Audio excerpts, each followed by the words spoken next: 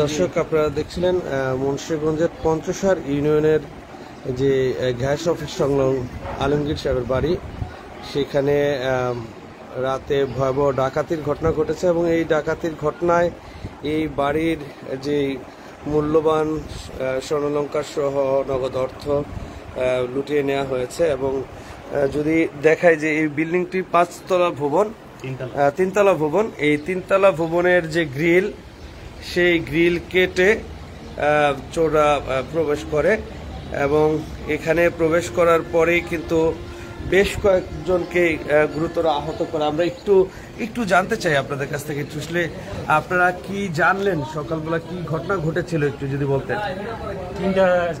তিনটার দিকে ঢুকছে, আনুমানিক 27 জন ডাকাত দল ঢুকছে। তিনতলার গ্রিল কাইটা, তারপরে ভিতরে ঢুকা ওদের হাত পা বাইদা, তারপরে আমার বোনের জামাই মাথা নিতে বাড়ি দিয়েছে, হাত পা বাঁধা রাখছে। আমার বোনের নাকফুল, কানের জিনিস সব চেয়ে নিয়ে গেছে। নগদ টাকা ছিল 3,15 থেকে 20 ভরি স্বর্ণ হবে, এই সব নিয়ে গেছে গা। ঠিক আছে, কিন্তু এটা একটা বাচ্চা ছিল ছোট, 5 বছরের বেবি। সেই বেবিটা কান্না করতে পেশাব করতে যাইবো, সেটার জন্য যাইতে দেয় নাই। পরে পিস্তলের আঁচ দেওয়া বেবিটার মাথায় বাড়ি মারছে। এবং কি এরা কত বড় খারাপ হইতে পারে যে ছোট বেবিটারও ছাড়ে নাই। ঠিক আছে, এটা কত বড় বিশ্বাস হইতে পারে। এই দেশটা কি দেশ আছে না দেশ ছাড়া হয়েছে? দর্শক আমরা শুনছিলাম যে আসলে কি ঘটনা ঘটেছিল, যার উপরে হামলার ঘটনাটি ঘটে। আমরা একটু তার কাছ থেকে একটু জানার চেষ্টা করব কিভাবে এই হামলার ঘটনাটি ঘটে এবং তার উপরে শারীরিকভাবে নির্যাতন করা হয়েছে এমনটা আমরা দেখতে পাচ্ছি। তো আসলে একটু গতকাল কিভাবে আপনার বাসায় এই ডাকাতির ঘটনাটি ঘটলো, আপনারা কিভাবে টের পেলেন? ভাই আমি শুয়ে রয়েছি 3টার দিকে, আমি ঘুমের মধ্যে আমার 4-5 জনের দৌড়া বলে দেখতে দৌড়া বললো, দৌড়ে আমার হাত পা বাঁধা শুরু করে দিল। হাত পা বাঁধার পরে আমি অনেক জারাজারি করছি, সরাসরি চেষ্টা করছি। পরে আমার মাথায় আঘাত করলো, মাথায় আঘাত করার পরে পাও বাঁধলো পরে হাত বাঁধা ফেলাইলো। হাত বাঁধা গরুর মতো আমার শোয়া রাখলো। পরে আমার স্ত্রী আইসা কান্দাটা শুরু করে দিল। স্ত্রীর তোর গলার চেন টেন আবি যাবি সব নিয়ে গেল গা। নিয়ে যাওয়ার পরে আমার দম দিতেছে, আমার ছোটো ছেলে আসছিল কাঁদছিল, ওরও মাথায় মধ্যে আঘাত করছে। পরে আমি অনেক সরাসরি চেষ্টা করছি, পারি নাই। পরে আমার ঠেক দিয়ে রাখছে, রড দিয়া ঠেক দিয়ে রাখার পরে ওরা আলমারি ভাঙ্গিয়া ভিঙ্গিয়া যা আছে সব কিছু প্রায় 40 মিনিট সময় নিয়ে আসে। পরে আস্তে আস্তে 40 মিনিট সময় ছিল তারা এখানে। আপনারা কি দেখতে তাদের যে সাইজ এবং চেনা গেছে কিনা? না, চিনতে পারি নাই, কিন্তু সাইজ ছিল একদম পায়ে পাতলা কণ্ঠ সহ দেখলাম এলাকার মতো নেই, কিন্তু চিনতে পারি নাই। মুখ মাস্ক ছিল চিনার মতো খবর আমি চিনতে পারি নাই। তাহলে কি মনে হইতেছে, আসলে কি বলতে চান? বলতে চাই আপনার সাথে কারো কোনো শত্রুতা বা ঝগড়াঝাটি এই ধরনের? এখানে সবার সাথে বন্ধুত্ব সম্পর্ক, ব্যবসা বাণিজ্য করি, কোনো রাজনীতির সাথে জড়িত না, কোনো কিছুর মধ্যে নেই। ব্যবসা করি, ছেলে মেয়ে সন্তান নিয়ে থাকি। হ্যাঁ, এই আমার কোনো শত্রুতা নেই। আমি বললাম না কি হয়ে গেল গা, বলার উপায় নেই। এই বাড়িতে আগে পরে কোনো সময় কিছু হয়েছে কি এরকম চুরির ঘটনা? না, এই পর্যন্ত এই প্রথম।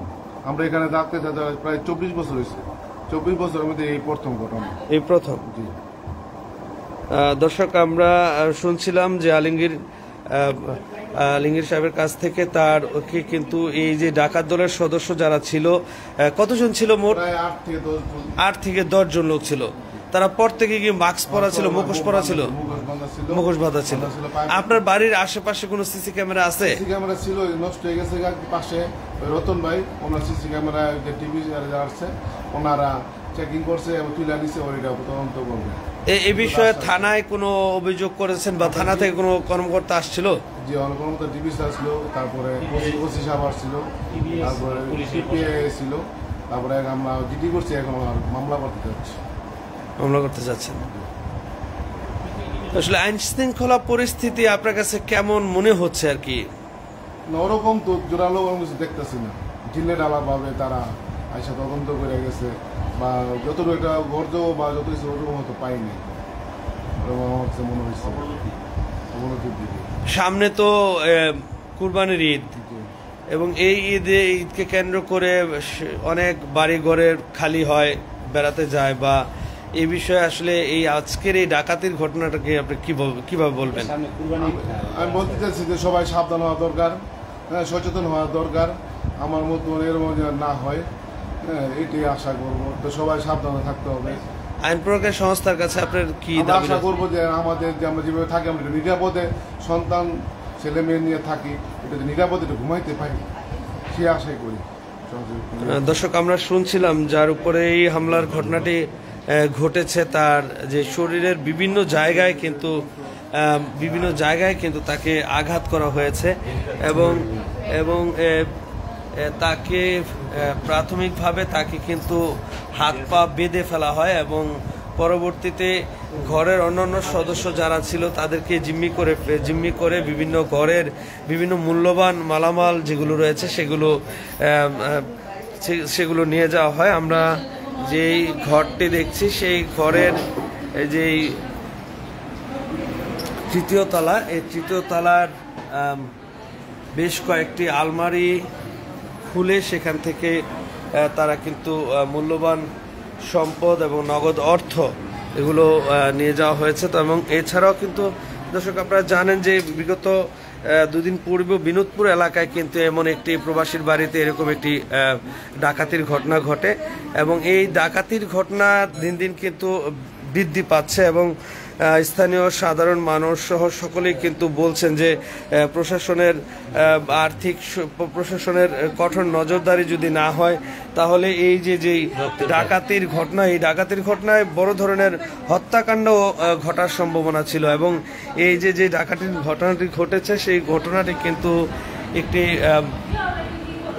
একটি বিল্ডিং এর 3 তলার যে গ্রিল রয়েছে সেই গ্রিল ভেঙে এই ধরনের গ্রিল যাদের রয়েছে তারা কিন্তু এখনই সাবধান হয়ে যেতে হবে।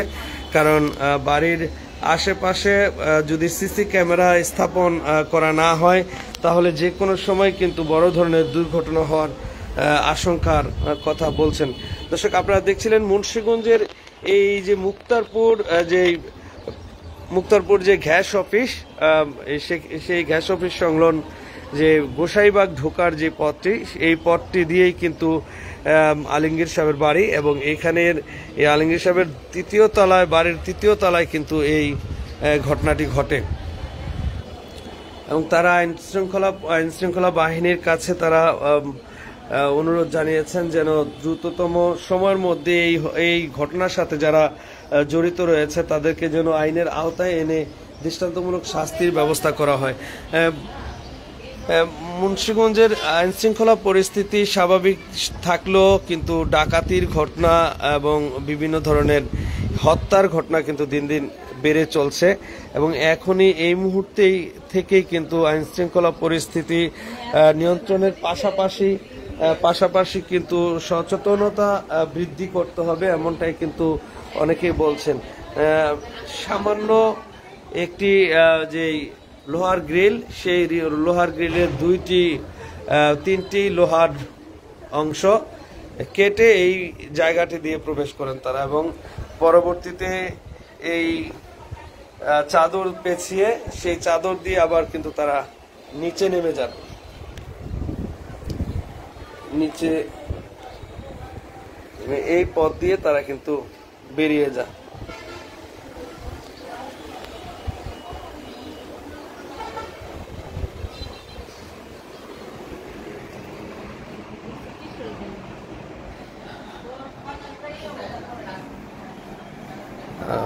এবং এই ঘটনাকে ঘিরে কিন্তু আমরা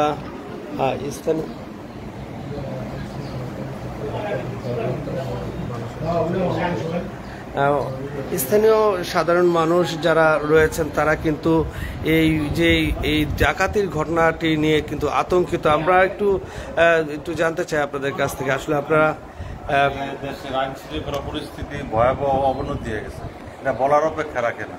দেশে এখন কোথাও পুলিশ গেল ভয়ভীতির মধ্যে থাকে, তারা আতঙ্কের মধ্যে থাকে, পুলিশে আতঙ্কের মধ্যে থাকে, আর জনগণ কি আতঙ্কে থাকবে। দেশের আইন শৃঙ্খলা অনেকেই ভয়াবহ অবনতি হয়ে গেছে, এটা বলার অপেক্ষা রাখে। কি করা প্রয়োজন এই মুহূর্তে, আমাদের সকলের কি করা প্রয়োজন বলে মনে করতেছেন? সকলে আসলে এটা যারা উদ্যত কর্মকর্তা আছে বা উপদেষ্টা আছে, কঠোরভাবে আইন শৃঙ্খলা রক্ষাকারী বাহিনীকে তাদেরকে অনেক শক্তি প্রয়োগ করতে হবে, যেহেতু তারাই যেন অসহায় আছে। পুলিশ এখন অসহায়, যেখানে যায় অসহায়ের মতো। দর্শক, আমরা এতক্ষণ ছিলাম মুন্সিগঞ্জ সদর উপজেলার পঞ্চসার ইউনিয়নের যে গোসাইবাগ গ্রাম, গোসাইবাগ গ্রামের যে রাস্তাটি দিয়ে যে মুক্তারপুর গ্যাস অফিস সংলগ্ন যে এলাকাটি, এই এলাকায় আলমগীর সাহেব তার তিনতলা বাড়ি। এই তিনতলা বাড়ির তিনতলার যেই গ্রিল রয়েছে, সেই গ্রিল কেটে ভিতরে প্রবেশ করে 8 থেকে 10 জনের মতো ডাকাত, এবং তারা তাদের ঘরে ঢুকে তাদেরকে জিম্মি করে, অস্ত্র ঠেকিয়ে এসে জিম্মি করে, এবং তাদের ঘর থেকে মূল্যবান নগদ অর্থ সহ মূল্যবান স্বর্ণালংকার জিনিসপত্র নিয়ে যাওয়া হয়েছে। এবং বড় ধরনের দুর্ঘটনারও আশঙ্কা ছিল যে এই যে যাকে আলমগীর যার উপরে শাবল দিয়ে আঘাত করা হয়েছে, অস্ত্র দিয়ে আঘাত করা হয়েছে, এবং এই ঘটনায় কিন্তু একজন নিহত হতে পারত।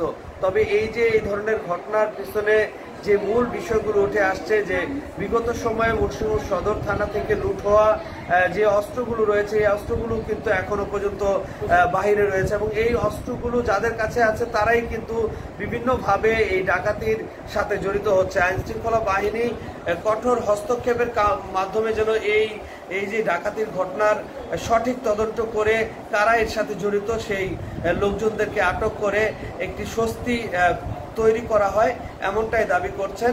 এবং মুন্সিগঞ্জের এই যে পঞ্চসার সহ মুন্সিগঞ্জের সকল এলাকার সাধারণ মানুষ যারা রয়েছেন, তাদের এই মুহূর্তে কিন্তু স্থানীয়ভাবে সতর্ক হওয়ার কথা বলছেন অনেকেই। আমি বিদায় নিচ্ছি। Mohammad Jahangir Alam, news 71.tv।